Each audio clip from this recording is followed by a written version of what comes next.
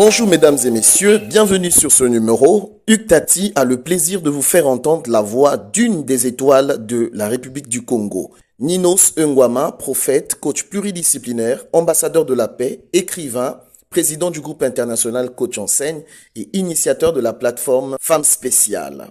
Bonjour cher coach. Bonjour cher Hugues Tati et bonjour à tous les auditeurs qui nous suivent en ce moment.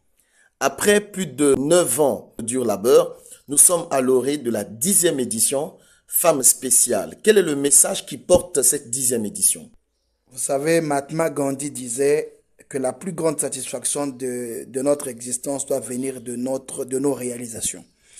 Lorsque vous voyez une idée qui est partie de vous devenir une plateforme rassemblant des milliers de personnes, attirant plusieurs peuples de plusieurs cultures, faisant tomber les barrières claniques, politiques et les clivages religieux, je pense qu'il serait important pour nous aujourd'hui de porter le message de conciliation, mais aussi de porter le message de paix, surtout le message de restauration des cœurs, de restauration des pensées, mais aussi de restauration des mindsets des hommes et des femmes qui sont des acteurs de développement socio-économique dans un environnement où on prend de la durabilité. Donc moi, je pense que le message que porte la 10e édition des Femmes Spéciales est un message d'espoir, d'encouragement, mais aussi un message d'orientation pour montrer à d'autres qui dorment encore que c'est l'heure de se réveiller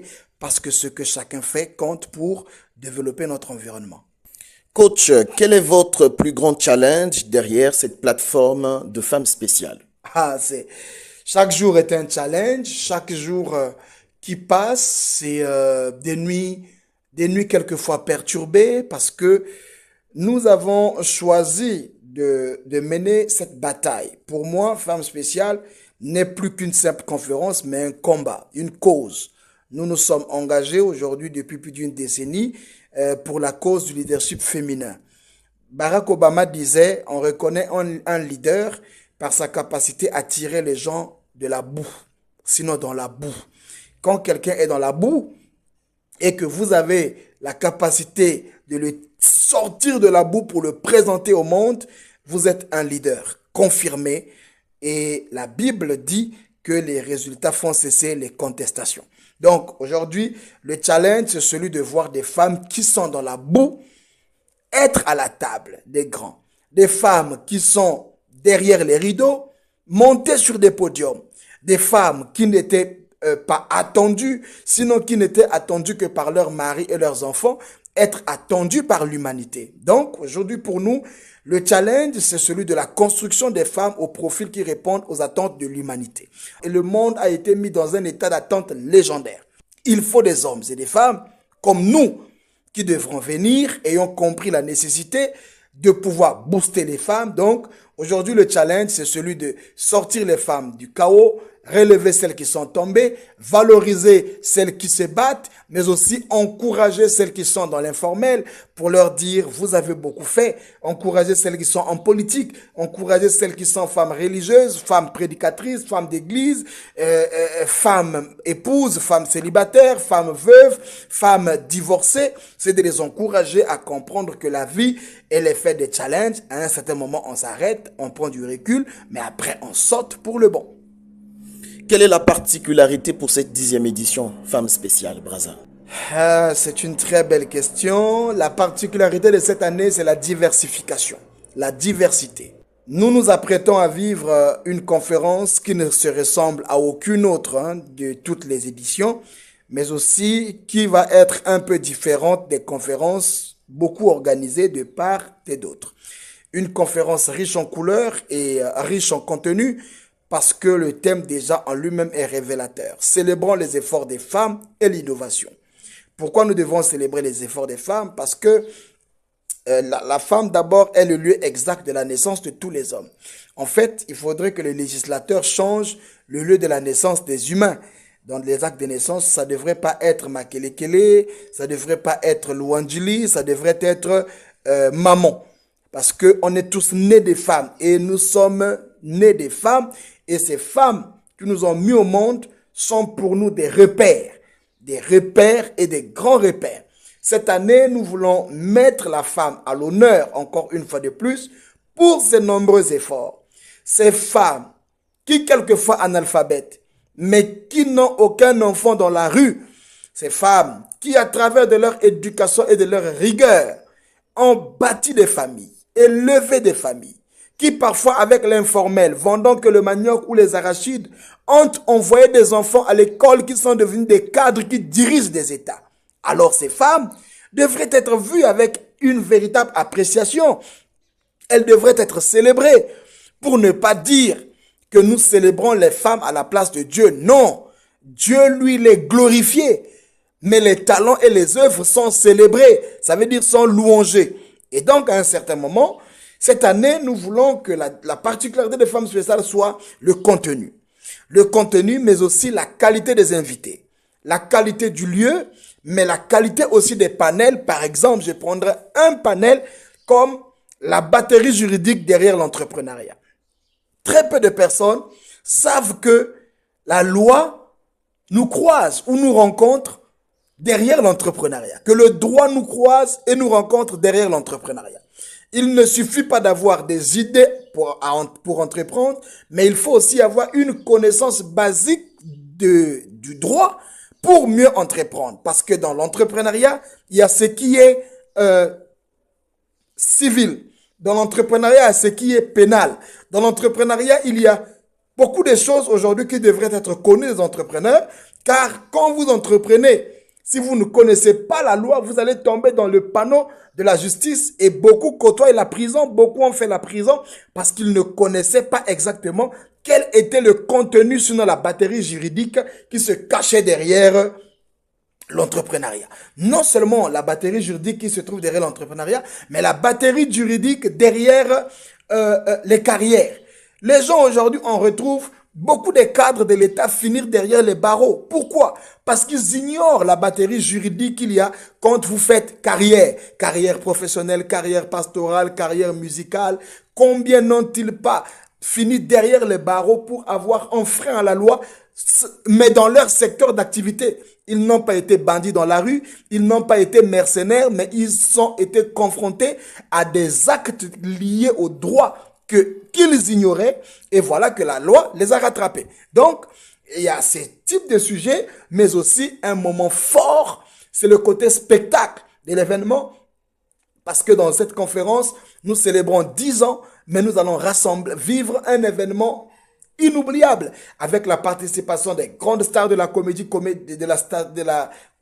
congolaise, comme le vieux Kabandoudi, et Germaine, qui vont nous faire vivre. Amis, entends-tu les cris sourds du pays qu'on enchaîne? Ben babani, si vous me quoi fascinine, papa ben segan me quiz. Donc, nous allons vivre des grands moments avec Ebakataba couleur, et Bakataba couleur Ageza menacé. Donc, nous allons vivre des choses comme ça, des moments de danse, de spectacle. Il y aura un panel ministériel, il y aura des rencontres B2B, il y aura en même temps aussi voilà, le marché de la femme spéciale qui sera là, exposition. Donc nous invitons aussi les entrepreneurs à nous rejoindre, à prendre leur stand, ainsi de suite. Donc voilà, ça va être du wow. Merci coach, nous sommes au terme de notre entrevue. Alors la dernière question, c'est quelle est la destination de ce grand voyage entre le coaching et le côté écrivain? Bon, c'est un mélange du tout. Je n'ai plus jamais fait la différence parce que je suis cet arbre avec plusieurs branches. Je suis donc cet arbre. Je ne sais plus faire la différence quand il faut être prophète, coach, écrivain. C'est vous qui le dites, mais moi, dans mon quotidien, ce sont mes vêtements du quotidien. Donc, quand j'écris en tant que coach. J'écris en tant que prophète. Quand je parle en tant que prophète, je parle en tant que coach, je parle en tant qu'écrivain. Donc, c'est pas un voyage de perdu, mais il faut reconnaître que tout homme est un voyageur perdu. Parce que, à la naissance, chacun de nous se retrouve dans un environnement où il doit trouver des repères. Le monde est tellement vaste. Voilà pourquoi tous les hommes sont envoyés à l'école. Pourquoi? C'est pour aller avoir les repères pour savoir comment tu devrais vivre. Il va à l'école, il va à l'église, il reçoit l'éducation. C'est pour avoir en fait un canevas précis dans la vie qui vous situe pour ne pas aller dans tous les sens. Donc au jour d'aujourd'hui, le coaching pour moi, c'est un levier pour amener les gens à se développer, à se rapprocher de Dieu, parce que mon coaching a pour objectif principal rapprocher l'homme avec Dieu, parce que nous, dans le coaching que moi j'ai fait, c'est un rapprochement transversal et universal. Donc, vertical et horizontal. Nous rapprochons l'homme de Dieu et nous rapprochons l'homme de son environnement, sinon de la société. Rendre l'homme utile pour Dieu, mais aussi utile pour la société. Voilà un peu le voyage dans lequel nous sommes. Un vrai voyage plein de sens, un vrai voyage plein d'équilibre, parce que nous voyons des vies être transformées, impactées au quotidien, et nous en sommes fiers. Mesdames et messieurs, nous avons eu le plaisir de vous faire entendre la voix d'une des étoiles du Congo-Brazzaville. Alors, pour clore cette entrevue, nous voulons que le coach nous rappelle les dates qui ont été arrêtées pour cette 10e édition de Femmes Spéciales Brazzaville. Coach. C'est du 5 au 8 novembre. Brazzaville s'apprête à vivre un moment historique qui se passera du 5 au 8 novembre, qui est donc la 10e édition de la conférence internationale des femmes professionnelles, leaders, managers, entrepreneurs et étudiantes d'Afrique et de sa diaspora. Donc du 5 au 8 novembre 2025 de 8h à 14h, et ça se passe au mémorial Pierre Savonneau de Brazza dans l'auditorium Denis Sassou Nguesso, sous le patronage bien évidemment de Madame Aline France et Tokabeka, avec l'accueil chaleureux de Madame Belinda Aïssa, qui accueille l'événement en son sein, au sein du mémorial, et la compagnie de plusieurs autres personnalités que nous aurons le temps de découvrir ici. Donc pour tous ceux et toutes celles ou tous ceux qui veulent bien participer à l'événement, les tickets sont déjà disponibles à Pointe-Noire, à Brazzaville, partout. Vous voulez prendre les tickets, mais vous pouvez aussi, si vous êtes à l'étranger, prendre les tickets sur place à Brazzaville à votre arrivée. Les prix standards sont à 20 000 francs CFA et les prix, ça fait 45 $, et les prix VIP sont à 35 000 francs CFA, sinon 65 $. Vous pouvez nous appeler au plus 242 05 760 54 11 ou au plus 242 06 820 33 54. C'est à travers ça que nous allons vivre un très très très grand moment, et tout sera bien. Soyez les bienvenus. Merci coach pour ce moment. À nous revoir au prochain numéro. Mesdames et messieurs, merci.